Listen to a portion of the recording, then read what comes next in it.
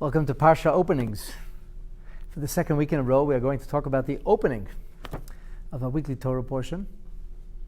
And we are going to try to understand the verses and find inspiration in them. The Parsha is called Beha'alotecha, which means when you fire up or kindle. And it is a Torah portion that opens with the instructions that God gives to Aharon, the elder brother of Moshe, known in the vernacular as HaKohen Gadol, the high priest, to kindle the menorah in the Beit HaMikdash on a daily basis. Let's take a look inside.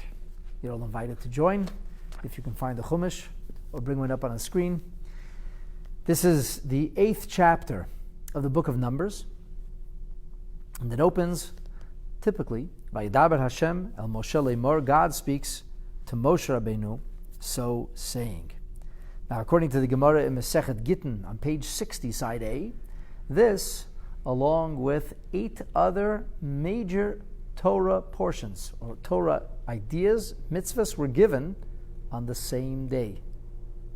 That is Rosh Chodesh Nisan, the day that the Mishkan, that the traveling tabernacle, was established. And this is one of those portions that was given to Moshe Rabbeinu on this day, and yet the Torah chooses to herald and open the Parsha, which is called Beha'alotecha, the 3rd Parsha in the book of Numbers. We had Bamidbar, Naso, and after concluding the laws of Naso, or the details of the princes bringing their special daily offerings from the first day through the 12th days of Nisan, the Torah here introduces us to the mitzvah that had been given to Moshe Rabbeinu a full 12 days prior. Daber el Aharon, speak to Aharon. V'amarto elov, and you, Moses, shall say to him, Beha'alotecha et hanerot, when you kindle the lamps, El mul pnei hamenorah ya'iru shivat hanerot. The 7 lamps should shine towards the central shaft of the candelabra. And that also means to be sure to hold the fire to the wick, as Rashi explains, until it begins to burn or light up by itself. So why does the Parsha begin with this business of Aharon being instructed to kindle the menorah? A short while after we hear about Aaron and the kindling of the menorah, we return to the subject that we had discussed in the previous Torah portion, namely the installation of the Levites as being those who would assist and aid the Kohanim in their holy work. So Rashi opens his commentary somewhat uncharacteristically by spelling out the question for you. Typically, Rashi will not tell you what was bothering him. You should have been bothered by the same. He comes to explain or to answer in Pshuto Shel Mikra what something might mean and why it is framed in a particular way. But here, somewhat uncharacteristically, although it's not entirely unusual, Rashi does this from time to time, he opens with the question. And his question is introduced to you because there is nothing inherently difficult or problematic that stands in the way of us understanding this verse. The verse is self-explanatory. God speaks to Moshe saying, Daber el Aaron, speak to Aaron, v'amarta elov, and you should tell him, Beha'alotecha haneros, when you fire up the lamps. There's nothing inherently wrong with that pasuk. There doesn't seem to be any issue that crops up, nothing that Rashi has to troubleshoot or deal with. And therefore Rashi says, there is an issue though. It's not inherent in the pshat, but the issue that Rashi brings to the fore is Lama nismacha parashas hamenorah leparashas hanasim.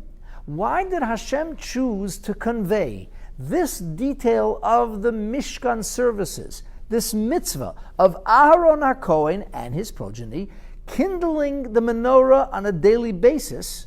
Why was that introduced to us after the verses, following the psukim that delineate the 12 princes representing their respective tribes during those inaugural days when the Mishkan was first initiated. And so, Rashi says, why inject it here? And I mentioned this to you earlier.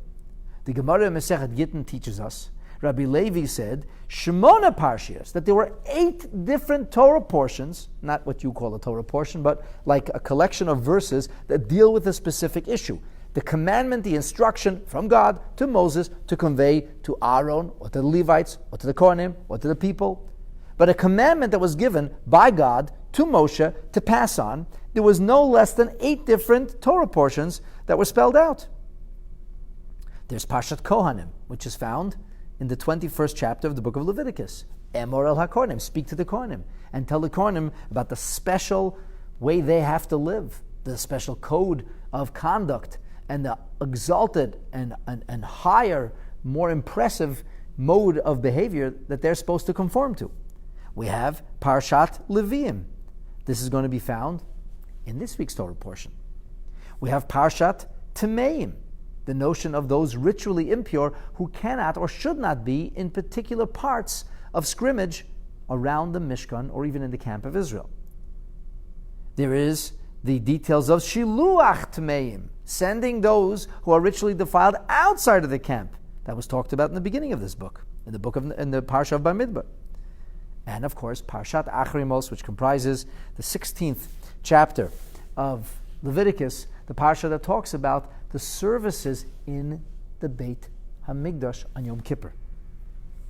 And there's also Parshat Shesui Yoyin, which is earlier in Parshat Shmini, following the tragic death of Nadav and Avihu. That's what we hear about.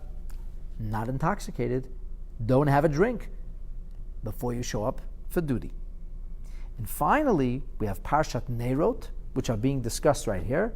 And the 8th is the Parsha called Parah Aduma, which will only be introduced to us in the 19th chapter of the book of Leviticus, in the Parsha called Chukas. And this, my dear friends, is the point.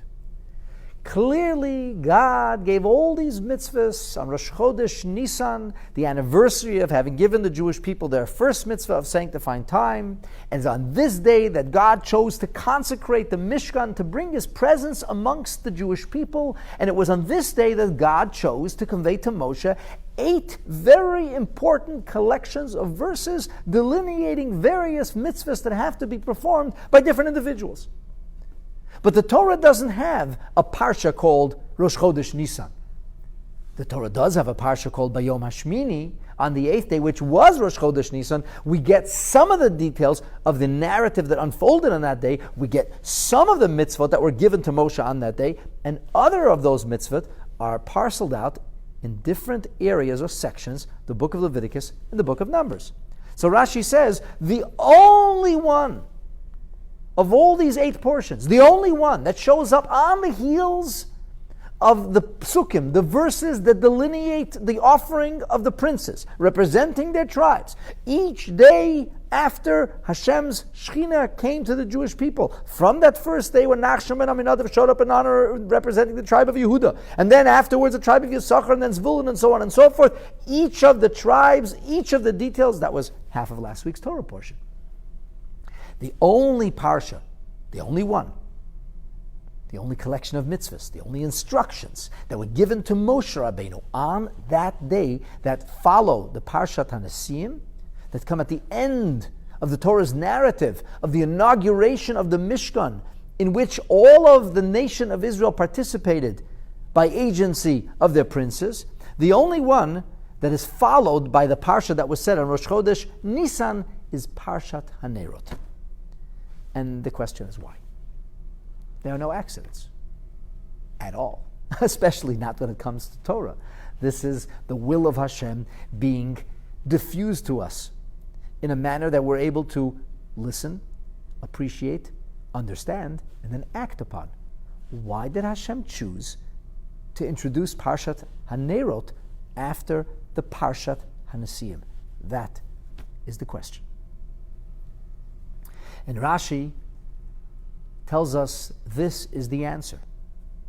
Lefi, that's because Shekishara Aharon, when Aaron, who was the prince of the tribe of Levi, saw all of the other tribes finish their inaugural offerings, So at that point, Aaron, who represented the tribe of Levi, was not included in the lineup. He saw Chanukah Tanasim, and at that point, Chol Shah Oz Daite. He was disappointed. He felt let down. Aaron felt unworthy. He had like a low moment. He said, Shaloi Hoye Imam B'Chanukah. I wasn't there. I wasn't involved in the inaugural offering of the Beis HaMikdash. We didn't participate in inaugurating the house of Hashem. Now, it's very important for me to tell you all something. These 12 days of inaugural offerings have remained with the Jewish people as days of joy and spiritual power for posterity. You heard me right, for posterity. Do you know that we, the Jewish people, who are following the Torah of Moshe, trying to live lives observant of Torah ideas and ideals, mark the first 12 days of Nisan as holiday days, days that are punctuated with an added measure of holiness and potency, days in which we recite a collection of verses and a special prayer. There are no other 12 days like this. These are the only 12 days of the year in which we read the details of an offering that was brought on that day, and we ask God that in the event that I am a member of that tribe, Yehuda, Yisachar, Zvulun, Reuven, Shimon, whoever it might be, if in the event that I'm part of that tribe, then then all of the spark and all of the energy and all of the power and all the profundity and the light should resonate in my soul. Why? Why should it resonate in your soul? What do you mean? If I'm from the tribe of Yehuda, and today was the day my tribe brought an inaugural offering, it remains a day of potency. It remains a day of power. It remains a day of empowerment for all time. And the only tribe that doesn't have a day of empowerment, that doesn't have a day in which they specifically are uplifted by tapping into the latent energy of something that happened 3,331 years ago, was the tribe of Levi. This is not merely a little event. For us, Torah Jews, these were days of watershed happening, a paradigm shift, where until now God did not dwell amongst the Jewish people. From here onward, Hashem, Almighty God, the creator of heaven and earth, dwells amongst the Jewish people. I'm speaking to you from a shul. Do you know that a shul, we believe a synagogue is the house of God? Do you know that God's presence rests in these walls more so than anywhere else? Because it's a shul. And every synagogue is special. And every synagogue is actually governed by a set of laws and rules. You can't behave in a synagogue and a shul the way you behave elsewhere. And you know where the synagogue gets its power from? You know where how a shul can be meaningful? How is it possible that we, earthly creatures, that we should make a decision that a particular area or a particular place or a particular building or edifice should be consecrated, sanctified, set aside as a synagogue, and all of a sudden it becomes holy? That comes from those 12 days. Because when Hashem's Shekhinah established itself in the Mishkan that was a traveling tabernacle, it did not only represent the traveling tabernacle in that specific geographic location. It represented the notion and idea that there could be walls created, a structure defined which would house the Shekhinah. So Aaron was disappointed. He says, we were never part of this. And because of his disappointment, and because he was feeling maybe a low sense of self-esteem, he began to think that maybe it was actually all my fault. Maybe the reason that my tribe wasn't represented was because, I fell short. When Moses was away, I didn't prevent that sin of the golden calf. Aaron was always plagued with this sense of guilt. In fact, we read about this quite some time ago when we read Parsha Shmini, where Aaron said, I did all the things I was supposed to do. Nothing happened. And he said to Moshe Rabbeinu, he said to Moses, it's my fault. God won't dwell amidst the Jewish people because I did these things. And Moses said, don't be silly. Of course that's not true. And he went with Aaron and they prayed. And the result was a manifestation of God's presence that appeared in the form of fire that descended and consumed the offerings. So Aaron feels bad. He was not with them for the inauguration. Not he and not his tribe. And he felt as if he, Aaron, let the tribe of Levi down. So HaKadosh Baruch Hu says to Aaron, Chayecha, I guarantee you that this mitzvah that you're about to perform, Shelcha Gedola Mishalahem, yours is greater than theirs. Yours is greater than theirs. Why? Sha'ata madlikum meitivas haneros, because you prepare and fire up the lamps. Why is that greater? Well, first I'll share with you something that a more recent scholar said. The Be'er Yitzchak, who was the Rav of Yaroslav in Poland, he said that this was an avoda kavua. This was a permanent and a fixed avoda. And because it wasn't a fixed avoda, something that happened on a regular basis every day, and there's a dispute whether he lit the menorah twice a day or prepared the menorah in the morning and lit the menorah in the afternoon. Therefore, it's more valuable than a one-time event, even if it's a one-time event that continues to resonate even in the present time. Still, this was something that Aaron and his progeny did permanently. The Rebbe expands that in a vast way. And the Rebbe says, number one, besides the fact that the menorah is lit on a regular basis, in addition to this, you cannot ignore the fact that during each of these days that the princes were bringing their offerings, the menorah was lit each of those days. And who lit the menorah? The Nesiim, the princes, did not bring the offering on their own. They merely handed it over to Aaron and his sons. However, here, Aharon kindled the lamps himself. So his was greater. He actually did the work, whereas they only provided the impetus. Number three, his kindling of the menorah framed each day's offerings, while their offering was just a component of the daily events in the Beis HaMikdash during those days. Number four, his kindling took place in the inner chamber of the Mishkan, while the offerings of the Nesiim were brought on the outer chamber. Let me share with you some fascinating words from Nachmanides, the Ramban, and then we'll get into the meat of tonight's class.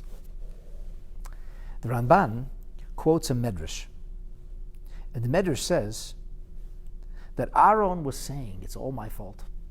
It's all my fault. He was saying, Oili, woe is to me. Shema b'shvili ein HaKadosh Baruch Hu mevatel mechabel shivta shelevi. It's my fault because none of the Levites participated in the sin of the golden calf. Only Aaron had this unwilling participation. He said, I colored or I besmirched the entire tribe with my own guilt. God says to Moshe, tell him, do not think about that for a moment, because you were set aside for a far greater event. The korbanot are only effective, or we should say, only in effect, when the Beit HaMikdash is physically standing. But the nerot, the lamps of the Beit HaMikdash, they continue to be in effect after the Beis HaMikdash has been destroyed. What does that mean? Ramban says something unbelievable. He says, think about this. From all the things that happen in the Beit HaMikdash, what mitzvah do we, the Jewish people, still perform and have never missed a year of it? Incense. There are various faith systems, some of them actually trying to mimic the avodah, the service in the Beis HaMikdash, that involve incense. We do not bring incense. The showbread. There's a compelling theory that the braided challah represents different pieces of dough. It's our way of commemorating the lechem aponim. There is no placing of bread on a table as a mitzvah. There are two breads on our table on Shabbos representing the notion of the manna, the double portion of sustenance that God provided for us. We don't pile breads on a table. Offerings? There are no offerings. Of course, a shulchan is like a mizbeach. The table you eat at is considered to be like an altar. It becomes a vehicle, a launching pad through which we're able to come closer to God. But no, there's no bringing of of offerings. What do we do in today's day and age that actually reflects something done in the Beis HaMikdash? Says Nachmanides, I will tell you what we do. We light the menorah. We light the menorah. Which menorah are you looking at me? I said, which menorah? The one artifact of the Beis HaMikdash that everybody's familiar with is the menorah, because we have a mitzvah called Chanukah. And this mitzvah called Chanukah came about through the commitment and devotion of, you got it, Aaron's progeny, for the Kohanim, from the house of Chashmonai. And so this is the mitzvah we continue to perform until this very day. And so God was saying to Aaron, yes, it's true. The Nesiim, the tribes represented by their presidents or princes, did something special that inaugurated the Shekhinah amongst the Jewish people, but there is no offering that is brought today but your efforts, your mitzvah. The mitzvah of menorah, that's something that continues to live on and will live on forever. And that's really how we open the Parsha, which is called Beha'alotecha. Which brings me to the meat of the issue. The meat of the issue, my friends, is this. After everything we've learned this evening, would it not be fair to say that if there is something in the Beit HaMikdash that should have been on the Levite coat of arms, it would be the menorah? That if there is an image which should be emblazoned as representative of Kohanim or Aaron, what would it be? Not the ark, not the cherubim that represents the Shekhinah itself, not the showbread, not the altar. What would it be? It would be the menorah. Now it's true, on tombstones here in Toronto and really around the world, they have the tombstone of a Kohen, which is decorated with hands, raised hands in blessing, which is a Kohanic mitzvah. And I've seen pictures of tombstones centuries old from Europe also that have this little symbol on the top indicating that the person buried here was a Kohen. True enough. But after everything we've learned this evening, it's clear that the tribes were represented by Korbanot, but Aharon and his tribe, but especially Aharon, was represented by the menorah. Because the Rashi says, Shelcha Gedela Mishalohem, yours. What do you mean yours? Everything in the Beis HaMikdash is done through Aaron. Shelcha, it's your activity. It's your menorah. It's your menorah. So the menorah seems to be synonymous with Aaron HaKohen. And that brings us into a very interesting place. Because there's a fascinating Gemara in Maseches Bava Basra. Page 25, the Gemara says, and I will share it with you verbatim, Omar Rabbi Yitzchak. Rabbi Yitzchak taught, Horoitze sheyachkim, one who seeks to become wise, Yadrim. He should incline himself during prayer in a southerly direction. Ushayashir, and the person who seeks affluence or wealth, Yatspin. He should incline himself during the prayer in a northerly direction. Who knew? Inclining yourself where you sit in shul is necessarily going to make you wise or wealthy. The Gemara says, Visimonayich, and your sign is. How do we know that the direction of north represents wealth, whereas the direction of south represents wisdom? Says the Gemara, Shulchan Batzafon, because the golden table was on the north side of the Holy of Holies, on the north side of the tabernacle or sanctuary, Umenorah Badarim. And the menorah was on the south side. So in the Beis HaMikdash, you would be entering the Beis HaMikdash heading due west, Shechina b'mayrev. That's why it's called Kotel HaMa'aravi. That wall would have been the retaining wall outside the entire compound, the entire area of Har HaBayit, behind the Holy of Holies, behind the Beis HaMikdash, Shechina B'Ma'ariv. So if you're facing due west, then facing west, to your right side, you would have the north, and to your left side, you would have the south. To your right side would be the gold table piled high with its showbread, lechem aponim. To the left side, if you're facing due west, would be the menorah with its lamps aglow. So why indeed is it that a notion of Torah is connected to a menorah or to a lamp? Rabbeinu Gershom, who is known as Me'or Hagola, the light of the diaspora, Rabbeinu Gershom says that King Solomon tells us in the book of Proverbs, Ki ner mitzvah, the Torah or. Because a mitzvah is a lamp, but the Torah is the light. And so the Torah is the light, represents the concept of the menorah. And the Torah, which is the wisdom of God, is proverbially speaking at God's right. Because you're facing due west, and the shulchan is on your right. But if you were sitting in God's seat, so to speak, if you were looking at it from the vantage point of the cherubim, you would be facing due east. And facing due east, the south is on the right, and the north is on the left.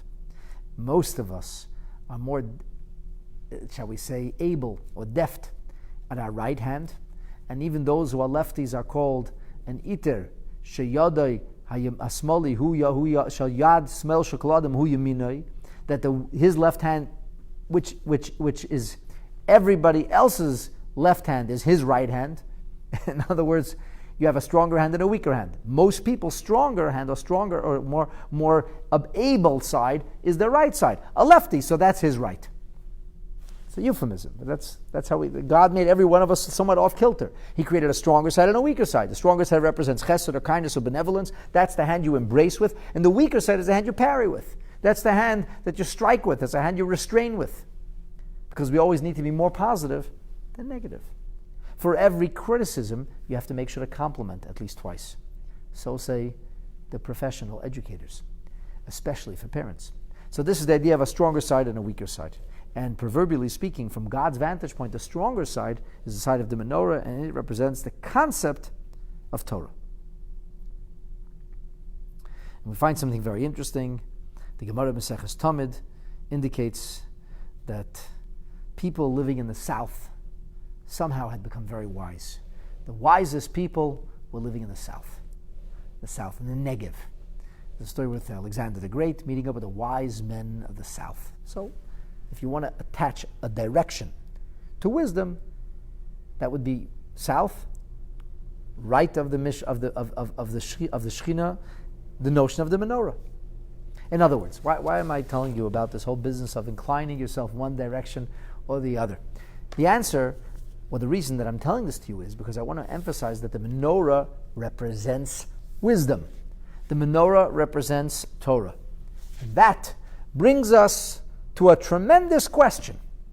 And the question is, we have Moshe, we have Aaron. Moshe represents Torah. Moshe kibel Torah miSinai. It was Moshe who received the Torah from Mount Sinai. It is Moses whose virtue is synonymous with wisdom. And Aaron represents service in the Beit HaMikdash, avodah, and correspondingly, when the Beit HaMikdash was no longer physically amongst us, our sages said that the mitzvah of prayer would be infused with added meaning, and it would become in lieu of the avodah. In other words, Aaron represents the concept of prayer. So here we have this paradox. The menorah represents Torah, which is very Moshe-like, and yet we find in the beginning of Parsha's Beha'alotecha that if there is an artifact that represents Aaron, it's the menorah. But Aaron's not about the menorah. Aaron's about heart, and Aaron's about passion, and Aaron's about fervor, and Aaron's about service, and Aaron's about prayer. and communion, but not about wisdom and intellectuality necessarily. So why does the menorah become the symbol of Aaron? This is the Rebbe's question. And the Rebbe suggests the following. And I think this is very important for us all, not only to know, but to take to heart. The menorah does indeed represent the wisdom of Torah. However, a menorah unlit cannot illuminate. It cannot warm. It cannot uplift. It's a beautiful image. It's a wonderful artifact. But it doesn't serve its purpose. In other words, it is possible for a person to have tremendous literacy, an enormous amount of knowledge, and yet they're not any more of a mensch. They're not any more spiritual. They're not any more refined. They're not any more sensitive. They're not any more of what you would think of when the notion of piety comes to mind. That's a problem. The Torah is not supposed to be merely academic pursuit. The Torah is not just the acquisition of knowledge. The Torah is supposed to be the thing that brings us close to God. So how then do we take things from the realm of the intellect, which is so cold and calculating, and how do we infuse in it a sense of fervor, a sense of warmth, a sense of passion? And the answer is you have to fire up the menorah. And that, my friends, the kindling of the menorah, the bringing of light into the menorah, that is not the function of Moshe. That is the function of Aaron, the notion of prayer. What should one think of when they pray? Or, if we would know how to prepare for prayer, we'd probably have a very good understanding of what prayer is. In the Shulchan Aruch, Orach Chaim, which is the section of Jewish law, the code of Jewish law that deals with daily conduct and activities, we are told that before a person prays, Yasir kol ha'machashaves hator deseisei. You have to try to remove all the stress and anxiety, all the things that are right now confounding you, all the things that fill your hard drive. You have to kind of wipe it clean. Wipe it clean. Ad shetishor machashavtei v'chavanosei zaka b'tfilosei. So that your mind is entirely focused, entirely mindful of the prayers that you're about to engage in. The Ramah, Rabbeinu Moshe Isserlis, he adds to the words of the Bet Yosef. He says, "V'yachshav kodim hatfila," and so a person should not merely empty his mind. That is an Eastern form of meditation.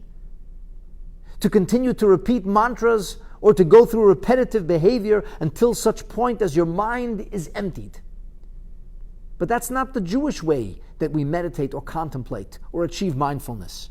But rather, the Jewish way to achieve mindfulness is to fill your mind with something uplifting, to exalt your mind. Obviously, one needs to empty the mind of the foolishness that oftentimes pervades it, but it's not enough simply to empty the mind. You have to fill the mind. So the Ramah says, Yachshev, you must think, contemplate, meditate, ruminate. Koydem atfila, before prayer, bereimem es hakel, on the glory or greatness of God, ubeshiflus ha'adam, and how small we are. But first, how great God is, because it's not an achievement just to look at yourself or humanity and say the human condition is an ugly one, and people are selfish, and people are snarling, and people are cruel, and people are ruthless. And people are obsessed with their own self-aggrandizement. And I could go on. But that's not a way to prepare for davening. The way to prepare for davening is how awesome, how great, how amazing, how unfathomable is God. And invariably you realize that you're kind of small. And this is what Chassidus is all about, my friends. Learning Chassidus is learning about the greatness of God. And it gives you something to think about before you daven. And that's why Hasidim spend some time studying Hasidus, even if just for a little while, before they actually daven, because your mind then is filled with Reima Musakel, with the greatness of God. There was a Chassid of the Alter Rebbe. He didn't come from a Hasidic background. None of the Alter Rebbe's Hasidim came from a Hasidic background. He was a Litvak Alter Rebbe. He was a scholar from the, what you would call the intelligentsia of Eastern Europe. The most scholarly, the most educated, the most erudite, the most incisive minds in Eastern Europe were primarily living in Lithuania. And these were the people that Alter Rebbe was teaching Chassidus to. So there was this brilliant scholar named Reb Moshe, and he wasn't a Chassid before, and he became a Chassid after, and they said to him, Reb Moshe, we really don't see a difference between before Chassidus and after Chassidus. You look exactly the same. They didn't obsess in those days over superficialities. If you wear this kind of clothing or that kind of clothing, that did not define you as a chassid. In fact, it is patently ridiculous that clothing defines you as a chassid. Clothing defines you as a mannequin. It's not a chassid. A chassid is what's going on inside. They said, listen, we look at you. You had the same beard and payas. You're wearing the same clothes. You haven't changed. There's nothing. Before you sat and learned and daven, and now you sat and you sit and learn and daven. That's what he was. He was the kind of person who spent the vast, overwhelming majority of time in spiritual pursuit. So they asked him, what the Hasidus do for you? So he said, I'll tell you the truth. Not much. There was just one question. It's the same question, he said, but it became a little bit modified from before I learned Hasidus to after. And they said to him, what's that? He said, before I learned Hasidus, I used to sit and ask myself a question. Here I am, I've dedicated my life to pursuing spirituality, to trying to serve God. I don't think about any material pursuit whatsoever. I subsist on the meager bare minimum. And I have done this with such sacrifice, such commitment. And I would ask myself, how will God ever reward me enough? And my answer was, God is omnipotent.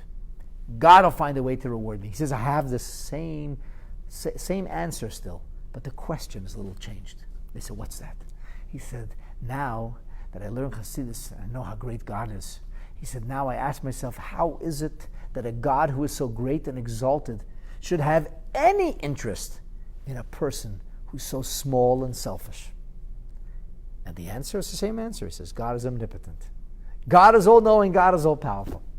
This is what Hasidus does for us, but not by knocking you down, not by pointing out the ugliness and the deficiencies of people, but by exalting our understanding of God. This, my dear friends, is prayer. And when you realize how great God is, that brings you to a state of nullity, a state of humility, a state in which you don't think much of yourself. Not because you put yourself down, but because God is so great.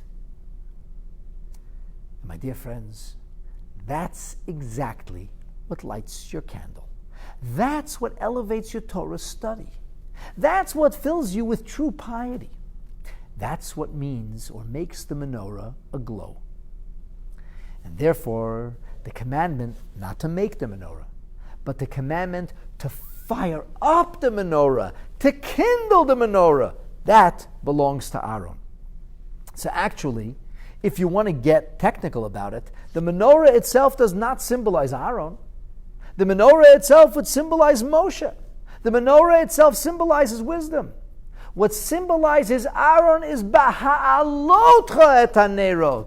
When you fire up the lamps. And interestingly, in the Gemara, in Masechet Gittin that we quoted earlier, it's not called Parsha HaMenorah. Parsha HaMenorah is in the book of Exodus, where God describes how you make the menorah. It's called Parsha HaNerot. Parsha HaNerot means the Parsha of kindling the menorah, not the Parsha of the menorah. As it explains in Chassidus, that Moshe Rabbeinu, it's a Zoharic idea that Chassidus talks a lot about. Moshe Rabbeinu was the escort, if you will, the shushbin, who brought God down to us at Har Sinai. You know, at a wedding, somebody escorts, there's the party that escorts the groom and the party that escorts the bride. God is the proverbial groom. We, the Jewish people, are the proverbial bride. Who escorted God? Moses. And who escorted us? Who escorted the Jewish people? Aaron did. Aaron elevates us. Aharon uplifts us.